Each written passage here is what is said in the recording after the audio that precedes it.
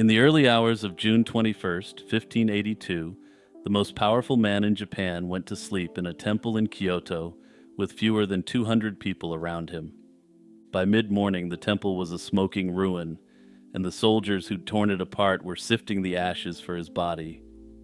They never found it, not that morning, and not in the 4.5 centuries since. Oda Nobunaga, 2 days shy of his 48th birthday, and closer than any warlord in living memory to ruling all of Japan, had simply ceased to exist. The man who erased him was one of his most trusted generals, and to this day, nobody can say for certain why he did it. It helps to know just how much was riding on the man asleep in that temple. For over a century, Japan had been carved up among warring regional lords who had torn apart the old order completely. The shogun was reduced to a tiny sliver of land around the capital of Kyoto, and the emperor, theoretically the ruler of the country, was a ceremonial figurehead. Out of that chaos, Nobunaga had risen from a middling family in Owari province to become the closest thing Japan had to a ruler. He'd announced himself in 1560 by destroying an invading army many times the size of his own at Okahazama, and he'd spent the next 2 decades breaking everyone who stood in his way.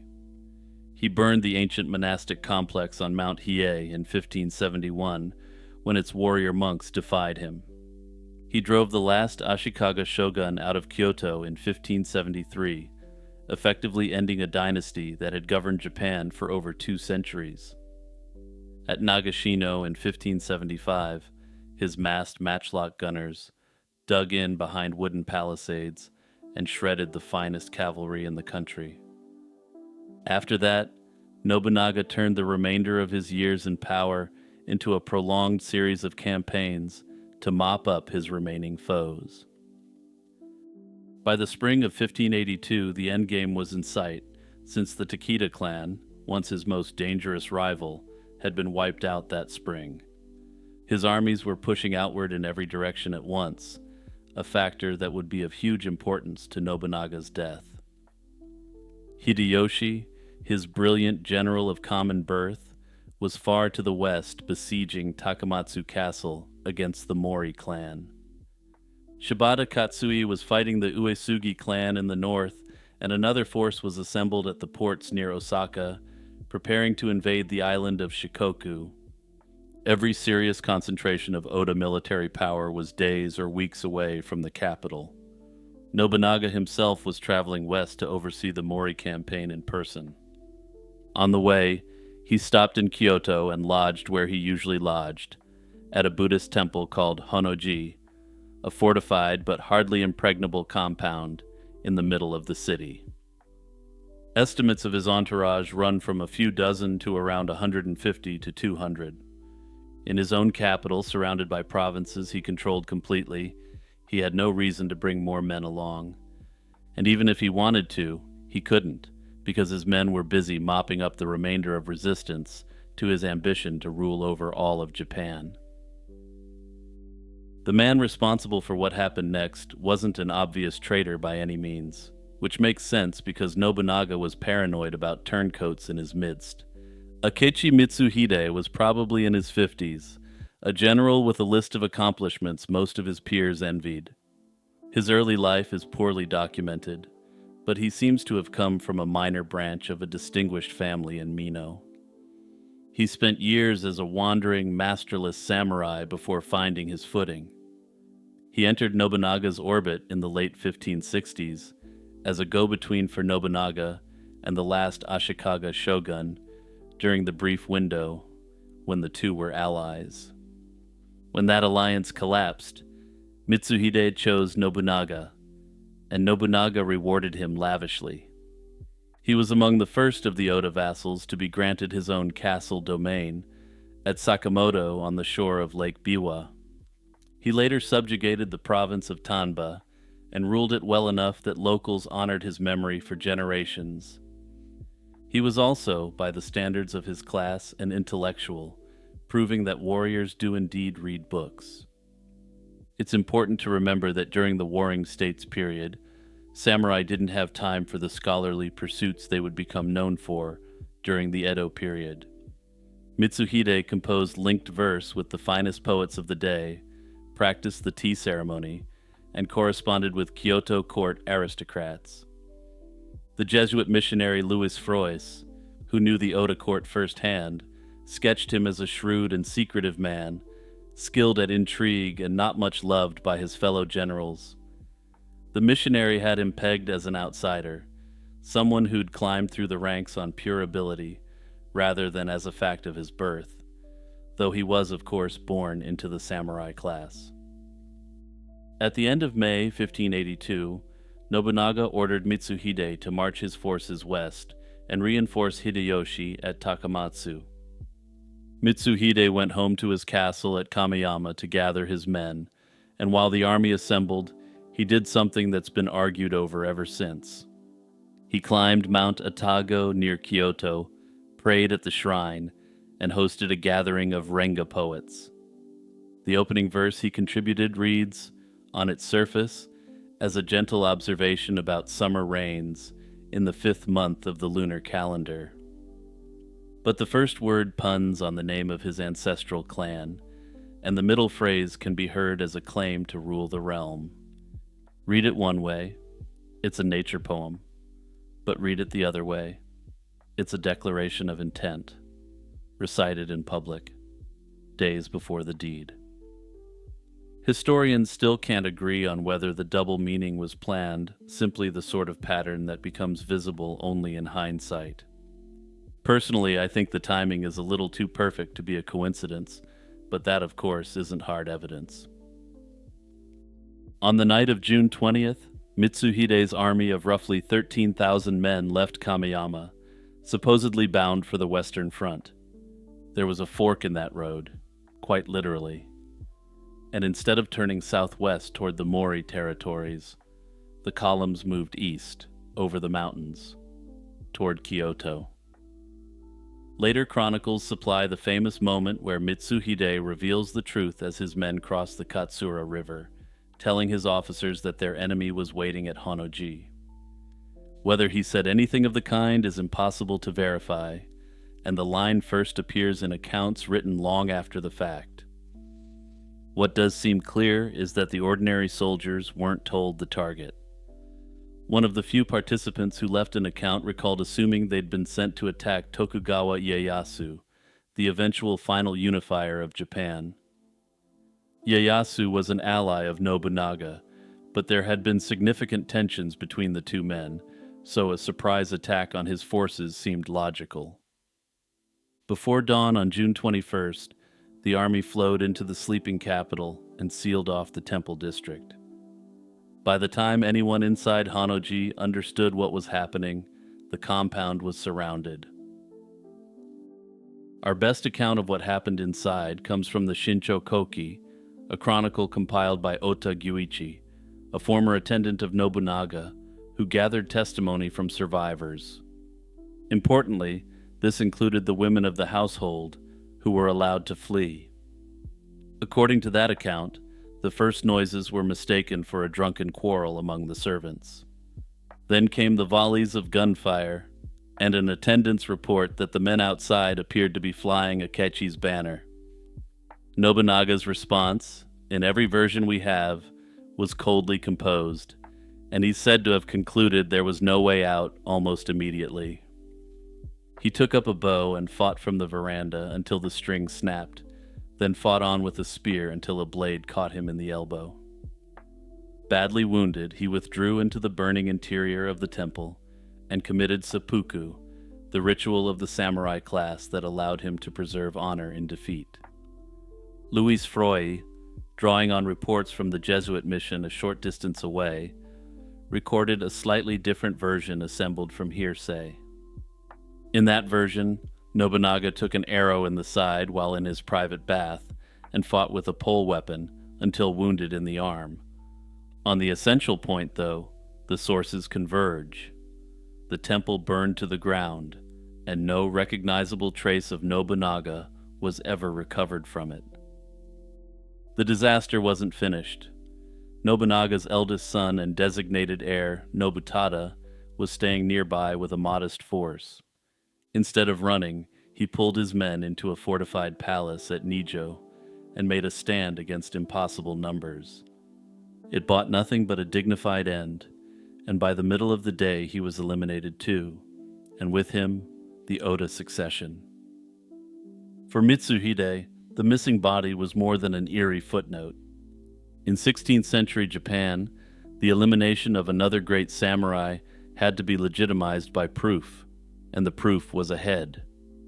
He had soldiers pull apart the smoldering wreckage looking for one, but without it, he couldn't demonstrate to the country that the old order was actually dead. Rumors that Nobunaga had somehow slipped away were left free to circulate, especially since he already had the reputation of having divine favor and abilities.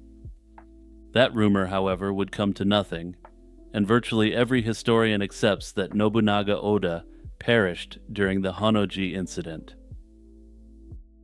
What Mitsuhide did next tells us something about what he expected to happen, and indicates to me that his poem was intended as foreshadowing. He moved quickly and rationally, as if following a plan that he had laid out in advance.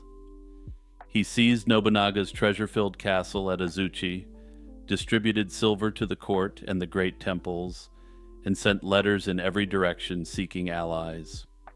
The response was an absolute disaster, and it quickly became clear that this whole plan hadn't actually been fully worked out in advance. Hosokawa Fujitaka, Mitsuhide's oldest ally, whose son was married to Mitsuhide's daughter, refused him flatly, and shaved his head in mourning for Nobunaga. Other lords stalled, waiting to see which way the wind would blow, while others offered initial support and then defected when it became clear others weren't joining in. Meanwhile, his real enemies were moving faster than anyone could have possibly expected. Tokugawa Ieyasu, Nobunaga's longtime ally, happened to be sightseeing near Osaka with a tiny escort, an easy target if Mitsuhide could have reached him. Instead, Ieyasu bolted overland through the mountain passes of Iga with the help of local fighters and made it home to raise an army. And far to the west, Hideyoshi received the news within days, reportedly because a messenger carrying Mitsuhide's letter to the Mori clan was intercepted. Hideyoshi concealed Nobunaga's death from his enemies, concluded a lightning peace with the Mori, and turned his army around. The forced march that followed has its own name in Japanese history, the Great Return from Chugoku. Hideyoshi and his men covered roughly 200 kilometers of harsh, muddy terrain in about a week at the height of the rainy season. On July 2nd, less than 2 weeks after the coup, the two armies met at Yamazaki, southwest of Kyoto. Outnumbered somewhere around 2-1 and abandoned by the allies he'd courted, Mitsuhide was beaten in an afternoon.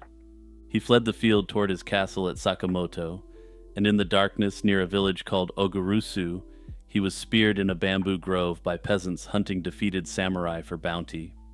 By the traditional count, his rule over Japan had lasted 13 days.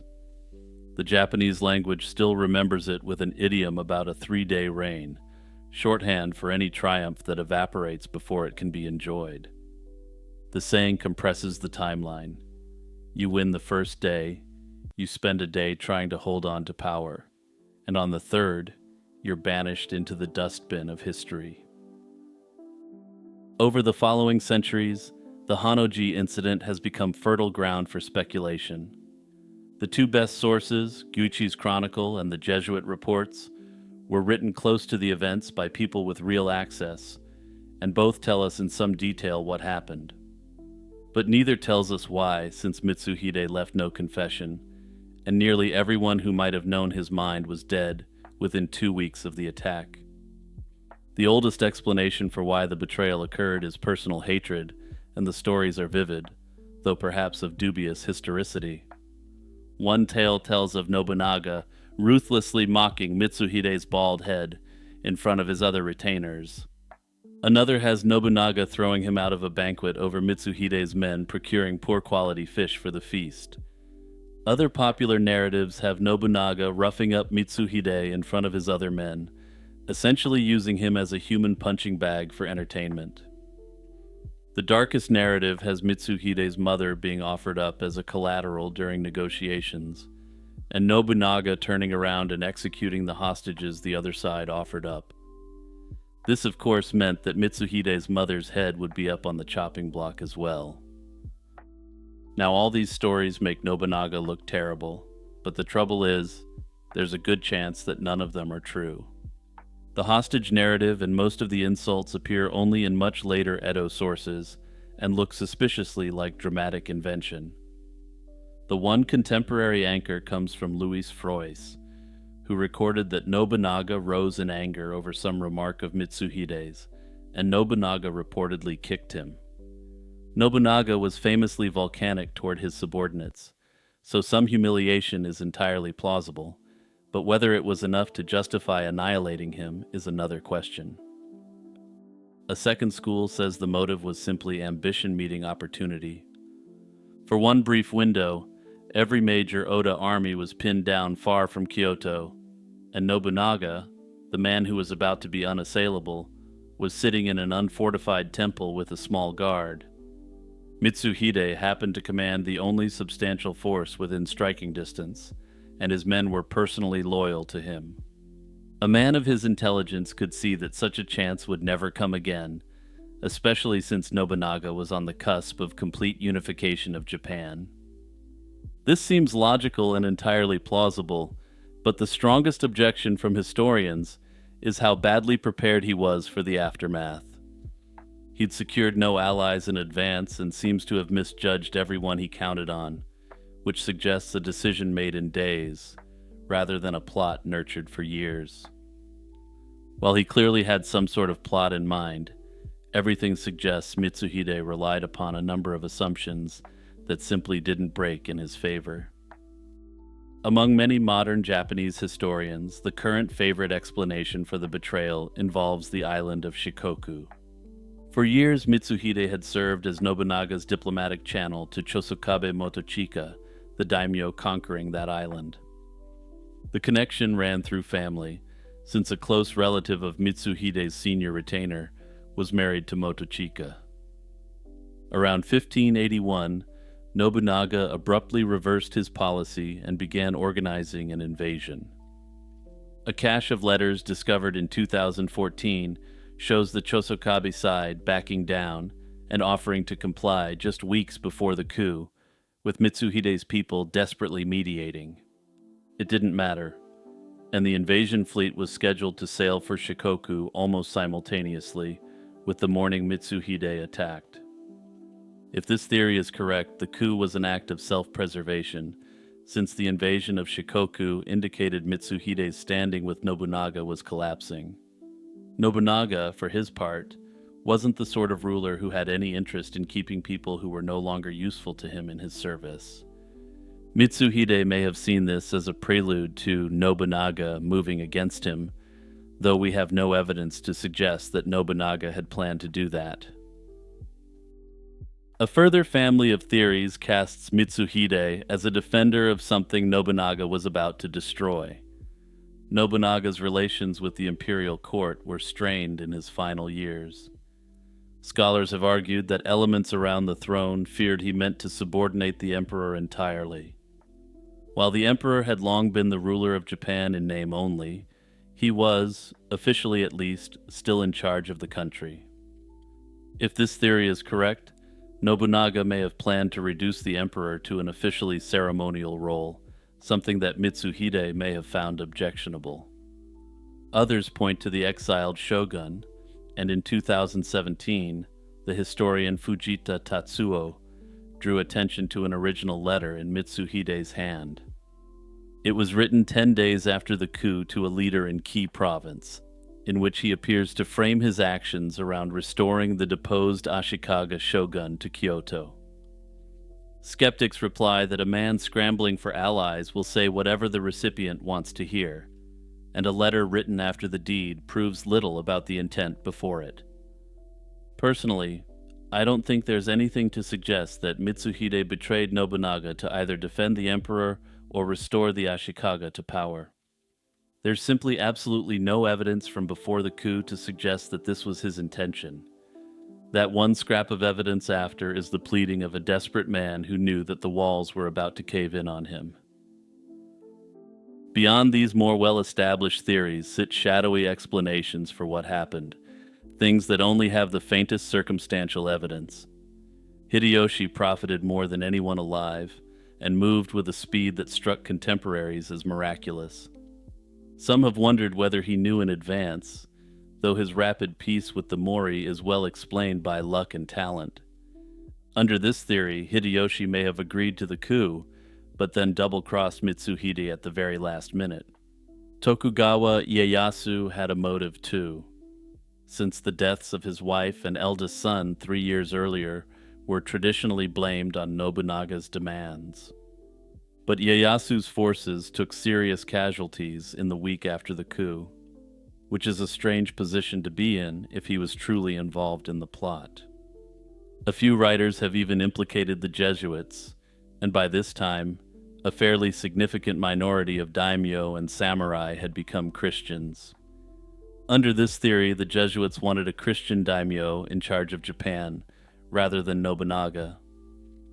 Mainstream historians dismiss the involvement of the Jesuits on the basis that they kept excellent records, and there was nothing to indicate their involvement.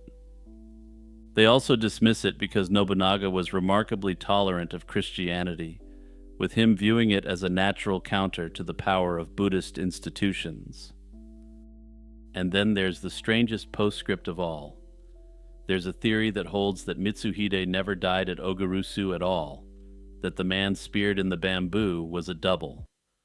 Under this theory, the real Mitsuhide lived on as Tenkai, the enigmatic Buddhist monk who became one of Ieyasu's closest advisors and helped design the Tokugawa order.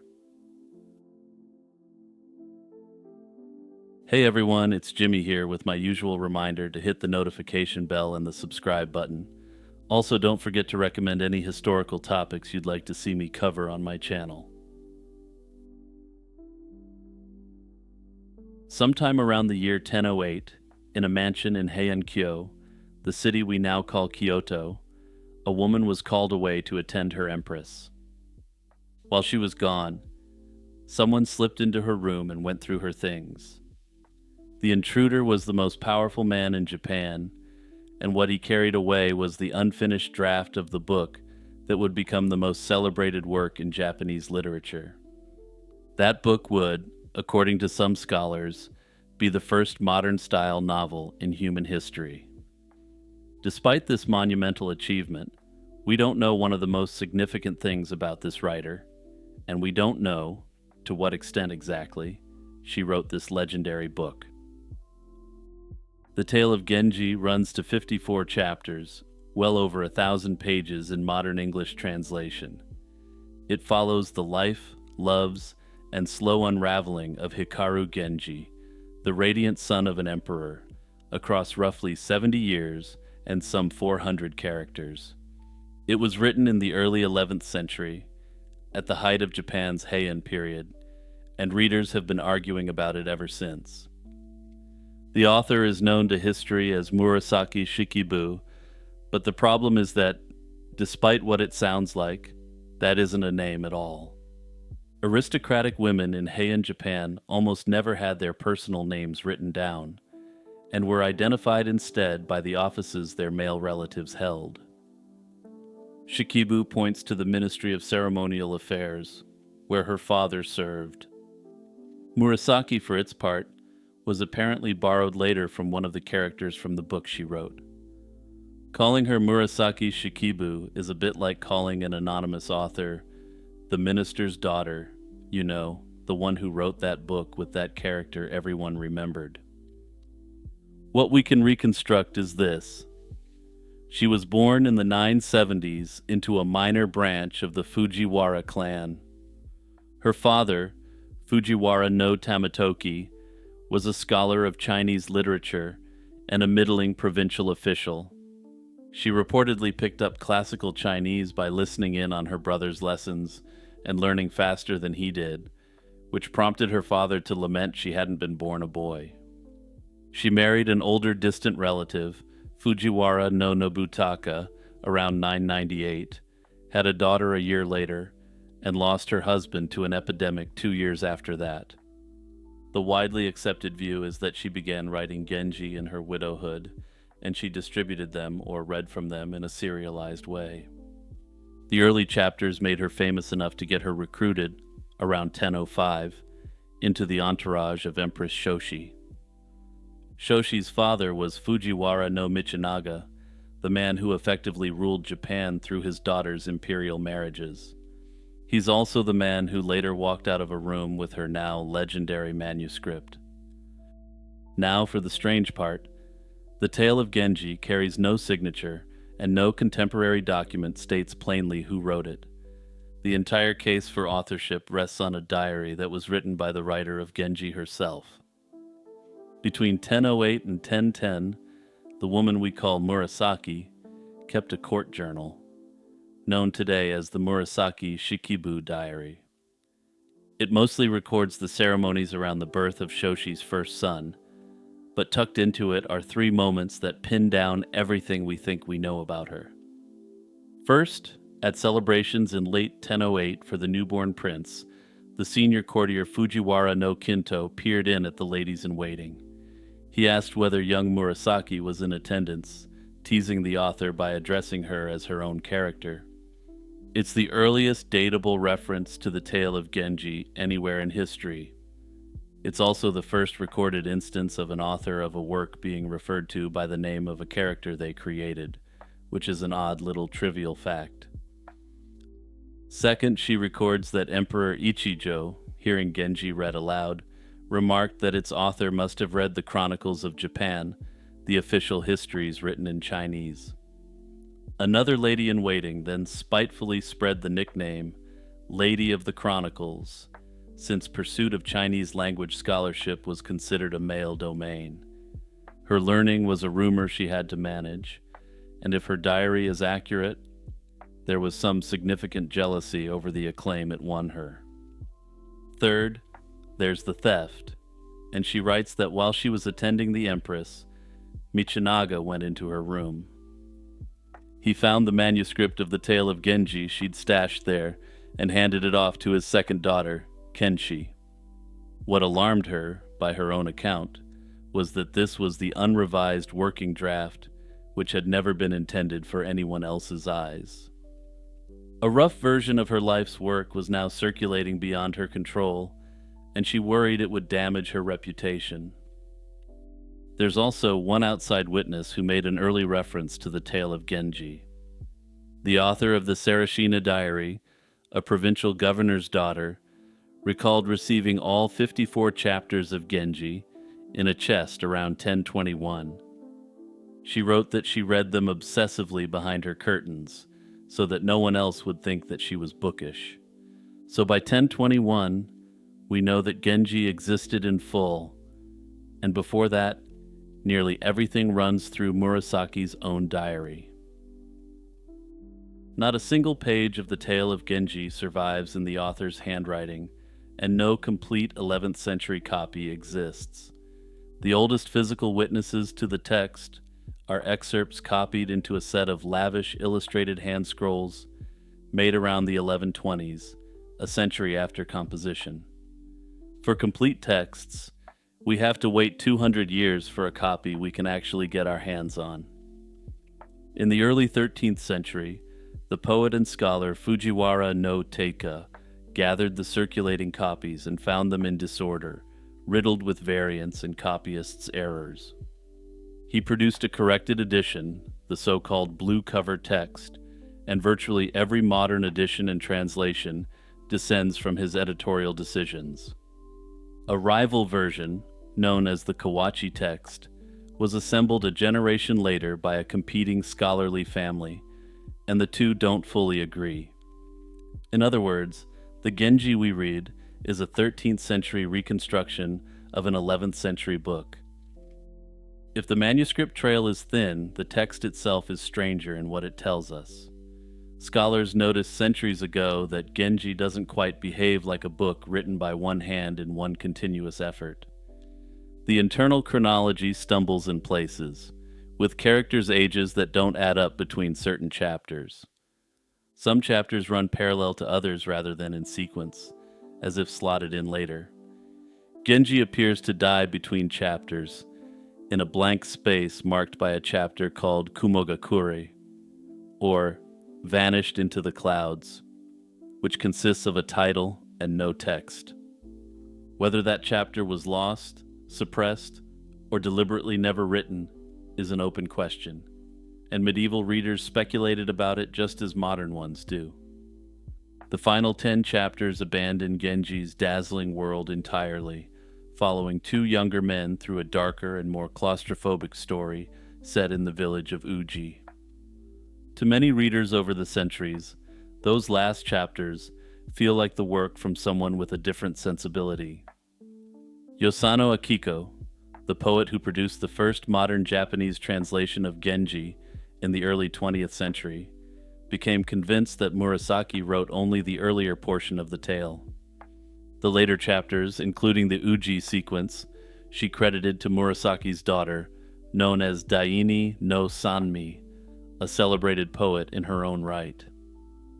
The mother vanishes from the record sometime after 1013 or so, her death date unknown, while the daughter lived on at court for decades, positioned perfectly to finish the masterpiece. Modern scholarship has thrown statistics at the question to try to get an answer whether Genji has one author or two.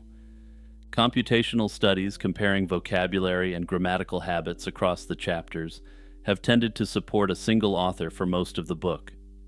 However, these same studies have also conceded that the Uji chapters sit apart in measurable ways. Whether that difference means a new author, an older and sadder author, or simply just a darker twist remains unresolved. One medieval tradition theorized that Genji wasn't helped along by Murasaki's daughter, but rather another family member. This tradition noted that her father was a scholar and assumed that Murasaki naturally asked him for help. Ultimately, though, there's no indication that Murasaki's father helped with Genji, and modern scholars tend to discount the idea, and the reason for this is simple. The tale of Genji was, importantly, written in Japanese, the language of the people, rather than Chinese, the language of scholarship and the imperial court. In medieval Japan, male court scholars didn't write in Japanese, rather choosing to compose their works in Chinese, the prestige language.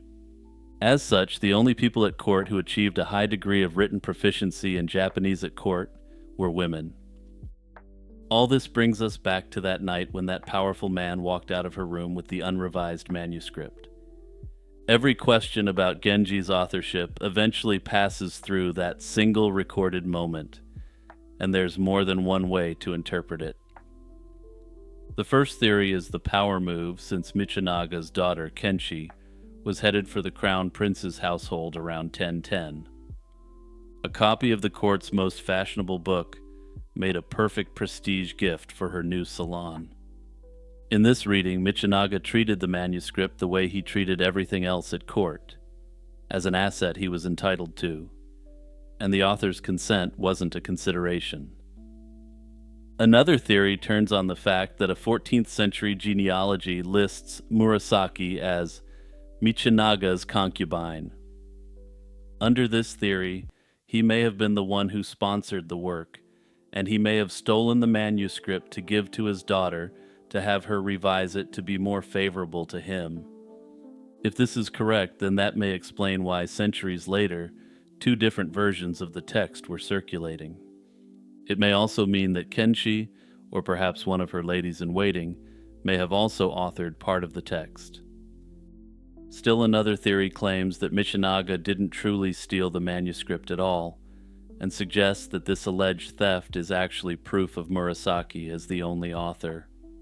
Under this theory, Murasaki's diaries indicated that she was drawing a significant amount of attention for the tale of Genji, both from the men and the women of the court.